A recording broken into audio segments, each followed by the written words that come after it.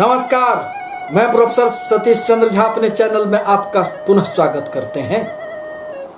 जब भी कभी कोई भी ग्रह गोचर में स्थान परिवर्तन करते हैं, एक राशि से दूसरे राशि में संचरण करते हैं, तो इसका प्रभाव निश्चित रूप से सभी व्यक्तियों पर पड़ता है।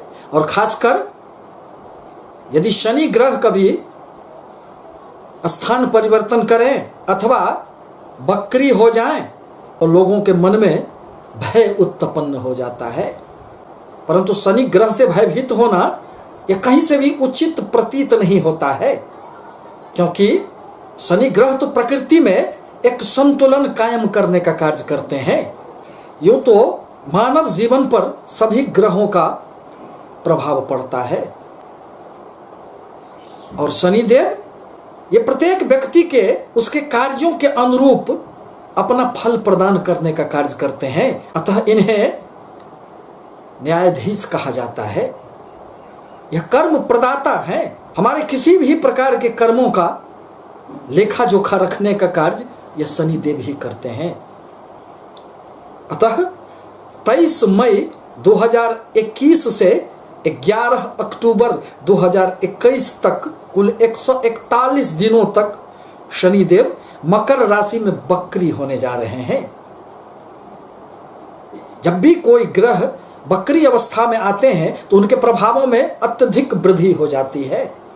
यदि वह शुभ ग्रह है तो उनके शुभता में वृद्धि हो जाती है, और यदि वह अशुभ ग्रह है तो उनकी अशुभता में वृद्धि हो जाती है। परंतु शनि ग्रह तो मकर राशि में स्वयं की राशि में विराजमान है, अतः अपनी ही राशि में उनकी वक्रगत अवस्था जीवन में अनेक प्रकार के शुभ प्रभाव उत्पन्न करेंगे। यदि आपके कुंडली में शनि की अच्छी स्थिति हो, यदि स्वगृही अथवा उच्च के बैठे हो, आपके लिए शनिदेव यदि कारक ग्रह हो, तो जीवन में इस अवधि में आपको अनेक प्रकार से शुभ प्रभाव उत्पन्न होंगे। यह शनि ग्रह ही एकमात्र ऐसे ग्रह हैं जो जीवन में व्यक्ति को स्थिरता प्रदान करते हैं। यदि कुंडली में शनि की अच्छी स्थिति हुई तो आपको जीवन में स्थायित्व प्राप्त होगा, अन्यथा आप हमेशा भटकते रह जाएंगे। इसी संदर्भ में शनि के वक्रगत अवस्था का आज मैं मीन राशि के संबंध में कुछ संक्षिप्त बातों को लेकर आपके समक्ष उपस्थित हुआ हूं। बृहस्पति प्रधान मीन राशि के लोग अत्यधिक परिवर्तनशीलता पसंद करते हैं। वे निस्वार्थ स्वभाव के होते हैं, परंतु जीवन में यथार्थ एवं कल्पनाओं के बीच वह अंतर नहीं कर पाते हैं। वह हमेशा ही जीवन को कल्पनाओं में ही ले जाने का प्रयास करते हैं, और संघर्ष की अधिकता उन्हें पलायनवादी भी बना देता है। परंतु जीवन में यदि सुख है तो दुख भी है, संघर्ष भी है, अतः धैर्य तो रखना पड़ता है। यदि आप ज्योतिष शास्त्र में विश्वास करते हैं, गोचरीय ग्रहों का प्रभाव आपके कुंडली के अनुसार भी पड़ेगा। आपकी कुंडली में शनि की क्या स्थिति है, उसके आधार पर किस भाव से वह जुड़े हुए हैं, उच्च के हैं, स्वगृही हैं, मित्र राशि में हैं, इन सभी बातों को देखने के उपरांत ही आप पूर्णतः ज्ञात कर सकते हैं कि शनि देव की इस वक्रगत अवस्था का हमारे जीवन पर क्या प्रभाव पड़ेगा।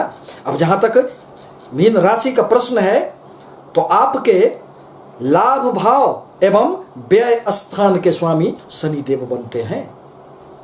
यूं तो आपके जीवन में शनिदेव कारक ग्रह नहीं है, परंतु जीवन में आय की आवश्यकता तो सबको पड़ती है। मन में अनेक प्रकार की इच्छाएं भी होती है, और यह भी होती है कि हमारी इच्छाएं कब पूर्ति होगी। अतः शनिदेव के ही कार्य क्षेत्रों के अधीन आपके लिए यह इच्छा पूर्ति का भाव आता है।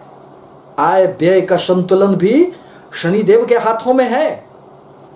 अतः कभी कभी व्यय की अधिकता के कारण आपके मन में अनेक प्रकार की समस्याएं भी उत्पन्न हो जाती है। वर्तमान में शनिदेव आपके मकर राशि में 11वें भाव में संचरण कर रहे हैं। परिणामतः जब भी कोई क्रूर अथवा पापी ग्रह चंद्र राशि से तीसरे, छठे एवं 11वें भाव में आते हैं तो अनेक प्रकार के शुभ प्रभाव उत्पन्न करते हैं। अतः लाभ भाव में बैठकर शनिदेव आपको अनेक प्रकार से लाभ देने का कार्य तो कर रहे थे, परंतु आपके कर्म क्षेत्र में अनेक प्रकार की हलचलें चल रही थी। कर्म क्षेत्र में उन्नति नहीं हो पा रही थी। यदि आप नौकरी के तलाश में थे तो उसमें समस्याएं थी। शिक्षा के क्षेत्र में एक अवरोध की स्थिति बन गई थी। संतान की समस्याएं हो गई थी। आपके प्रेम संबंधों में एक दूरियां परिलक्षित हो रही थी। इन सभी बातों का अब अंत होने वाला है, क्योंकि शनिदेव आपके लाभ भाव में 141 दिनों तक वक्रगत अवस्था में रहने वाले हैं। जब भी कोई ग्रह वक्री होते हैं तो वो अपनी पिछली राशियों का भी फल देते हैं। अतः अब शनिदेव आपके पिछली राशि धनु राशि, जो आपका कर्म क्षेत्र है, जो आपकी कर्म की राशि है, उसका भी फल करेंगे। अतः आपको कर्म क्षेत्र में इस अवधि में खूब उन्नति होंगे। नौकरी की तलाश आपकी खत्म होगी और इस अवधि में यदि आप प्रयास करें तो निश्चित रूप से सफलताएं प्राप्त होगी। यह भाव इच्छा पूर्ति का भाव भी होता है, यह भाव मित्रों का भाव भी होता है। अतः आपको इस अवधि में अपने मित्रों से भी लाभ होंगे, बड़े भाई बहनों से भी आपके संपर्क स्थापित होंगे और उनसे भी आपको सहायताएं प्राप्त होगी। शनिदेव जिस भाव में बैठते हैं उस भाव के फल में वृद्धि करते हैं और उनकी 3 दृष्टियां मानी गई है, जिसमें जिस भाव पर उनकी दृष्टि पड़ती है, यदि वह राशि शनिदेव के मित्र राशि हुए, सम राशि हुए, उच्च की राशि हुई तो उस भाव के फल में वृद्धि करेंगे। परंतु यदि शत्रु राशियां हुई तो फिर उस भाव के फल का निश्चित रूप से नाश कर देते हैं। शनिदेव पर राहुदेव की वर्तमान में 9वीं दृष्टि का भी प्रभाव है। अतः यदि आपके लाभ भाव में बैठकर शनिदेव अभी तक वह सफलता नहीं दे पा रहे थे, वह लाभ की संभावनाओं को पूर्ण नहीं कर पा रहे थे, तब उसमें सफलताएं तो प्राप्त होगी। अब तो लाभ कम से कम होंगे, क्योंकि वक्री अवस्था में शनि पर राहु का प्रभाव भी खत्म हो जाएगा। शनि अपनी तीसरी दृष्टि से आपकी लग्न भाव पर आपके राशियों को देख रहे हैं, जहां बृहस्पति की राशि है। परिणामतः इस भाव से संबंधित कोई भी प्रकार के फलों का नुकसान नहीं होगा। आपके आत्मबल में वृद्धि होंगे, आपके कदम अब सफलताओं की ओर बढ़ेंगे। परंतु मन में कभी कभी एक भय बना हुआ रहेगा, मन में कभी कभी अशांति की भावनाएं आ जाएगी। मन में गृहस्थ जीवन को छोड़कर वैराग्य की भावनाएं जागृत हो जाएगी।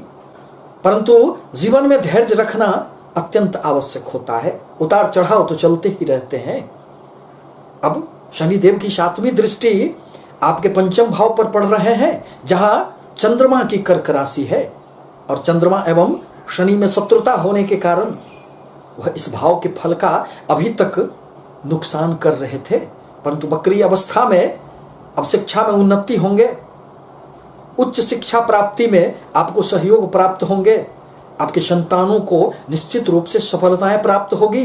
यदि आप किसी भी प्रकार के प्रेम संबंधों में थे और उसमें कोई संदेह की भावनाएं जागृत हो गई थी, चाहे वह पति पत्नी के मध्य प्रेम हो अथवा प्रेमी प्रेमिका के मध्य प्रेम, उसमें जो एक संदेह की भावनाएं थी, उसमें जो एक दूरियां हो गई थी, वह अब समाप्त हो जाएंगे।